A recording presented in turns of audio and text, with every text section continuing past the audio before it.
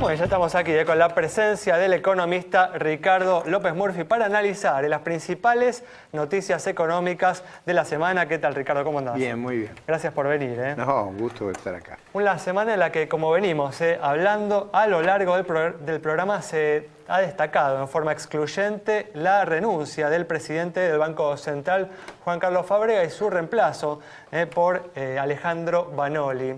¿Cuáles crees, Ricardo, que son las implicancias de este cambio en la conducción de la autoridad monetaria? A ver, a mí me parece que lo primero es que había un gran conflicto. Digo, algunos lo percibían más claramente que otros, pero había un gran conflicto entre el presidente de la autoridad monetaria y el ministro. Y yo creo que eso en algún momento se resolvió zanjarlo y eso terminó con la renuncia del presidente del Banco Central. Un conflicto igual que parecía continuamente inclinarse en favor del ministro de Economía, ¿no? Porque, por ejemplo, yo recuerdo cuando Fábrega asumió, ¿no? O meses después de asumir, que él hablaba de la necesidad, ¿no? De reducir sustanciosamente la emisión monetaria para financiar el déficit fiscal, y eso realmente no sucedió, y él estaba continuamente, de alguna manera, avalando esta política. Ahí había una situación muy incómoda, eso está claro. También se habló mucho, ¿no? Segundo, la idea que yo tengo es que esto implica una mayor homogeneidad de la conducción económica y probablemente las actitudes más restrictivas que adoptaba Fábrega no van a ser opuestas en el futuro. Pero yo todavía no me animo a hacer un juicio contundente sobre las nuevas inclinaciones que va a tener el equipo económico, porque es muy reciente el cambio y en realidad las autoridades no han hablado. Todo parece indicar que lo que actuaba como compensación o como freno en el Banco Central se ha liberado. ¿Cómo interpretás, Ricardo, la cierta descompresión que tuvo el mercado cambiario tras la renuncia de Fábrega? De hecho, todos los valores del dólar paralelo, digamos, el contado con liquidación, el dólar bolsa, el dólar blue, cayeron todos desde la renuncia de Fábrega. Yo tengo la sensación que hubo como una suerte de feriado. Ajá. O sea, hubo una reticencia a operar.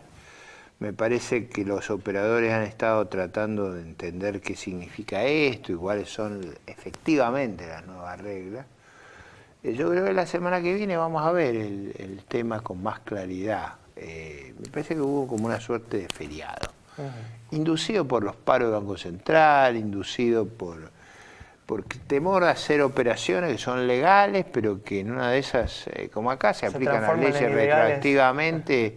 ¿A qué riesgos? Entonces, yo creo que una cosa que es muy negativa es ¿cuántos presidentes del Banco Central llevamos? 4. Es una ritmo. Si no más, creo que este es el sexto, en verdad. Es un ritmo de cambio, la verdad, muy delicado, ¿no? O sea, eso no es habitual. Por ejemplo, uno mira la estabilidad de las autoridades monetarias en Brasil, en Chile, en Perú, y ese es otro estilo, eso da previsibilidad, pero bueno, eso es el estilo de gobierno que tenemos. Sin irnos de la parte cambiaria, pero ya viendo un poco más la cuestión macro. De acá para adelante, ¿cómo ves este problema en donde, coartando las libertades individuales, se meten contra los otros instrumentos para hacerse de dólares? Y si no pueden llegar al mercado oficial del dólar, ni tampoco pueden ir a estos mercados que no son ilegales, pero son unas alternativas más caras, ¿cómo ves que termina impactando esto en la economía? A ver, yo lo que diría que me asombró en una institución financiera la cola que había para comprar el dólar ahora, me dejó impresionado. Alcanzó récords, me yo parece. Yo iba a sacar dinero del cajero, pero me dejó impactado la cola que había. Me da la sensación de que la sociedad civil en su conjunto ha decidido comprar dólares, dolarizar su patrimonio y lo va a hacer de una manera o de otra. Y yo creo que eso está muy relacionado a una expectativa de creciente inflación y de una, digamos, potencial incumplimiento Igual, Ricardo, de los compromisos del gobierno. Que la gente compre dólares a 8,50 si después puede ir a una cueva y venderlos por 15 por supuesto, o 16 pesos, ¿no? Simplemente constato un hecho que me impresionó por la, digamos, por la magnitud de la cola. Y creo que eso es un fenómeno que está, digamos, lanzado a toda velocidad.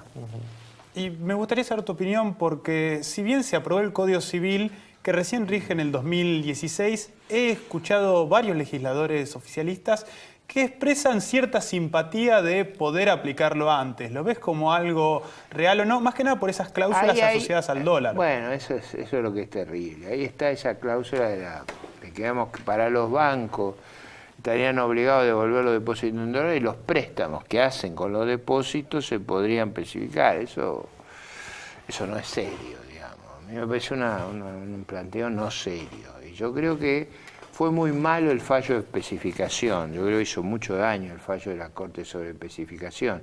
Si a eso le agregamos que ahora una parte del balance se puede especificar y la otra no hay banco que pueda aguantar bajo esas reglas. Yo la verdad que lo encontré muy desafortunado. Yo hubiera querido que este debate del Código Civil, que tan importante, hubiera respetado los procedimientos. Ustedes vieron que está denunciado por la oposición que se violaron todos los procedimientos, que se hubiera buscado un cierto consenso y que se hubiera tenido especial cuidado en este tema de especificar, porque digo, con ese mismo criterio yo escuchaba a alguna gente diciendo, bueno, no especificarán los bonos.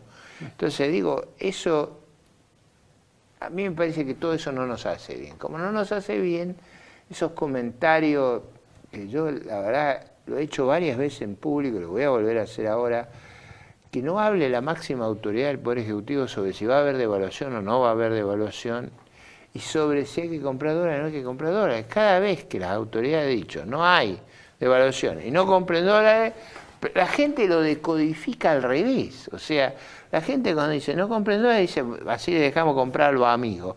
No, es al revés, no hay que hablar de ese tema.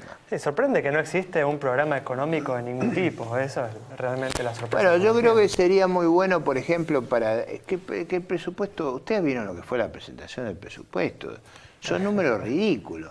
Yo creo que sería muy bueno si de acá a fin de año el gobierno, por ejemplo, yo tengo una lectura muy pesimista de lo que va a ocurrir, pero lo vería distinto si el gobierno explicitara cuáles son las metas verdaderas, digamos, de déficit fiscal y de emisión monetaria que va a acompañar ese déficit. A mí me da un número extraordinariamente elevado, pero puede ser que no sea la política que yo estoy proyectando, digamos, creo que con bastante sensatez los números, pero digo, sería muy bueno que el gobierno nos pusiera frente a nosotros el programa trimestral, último trimestre, que a mí me da un número tremendo de expansión monetaria. Entonces digo, si el gobierno pusiera ese número frente a la sociedad, eso ayudaría enormemente.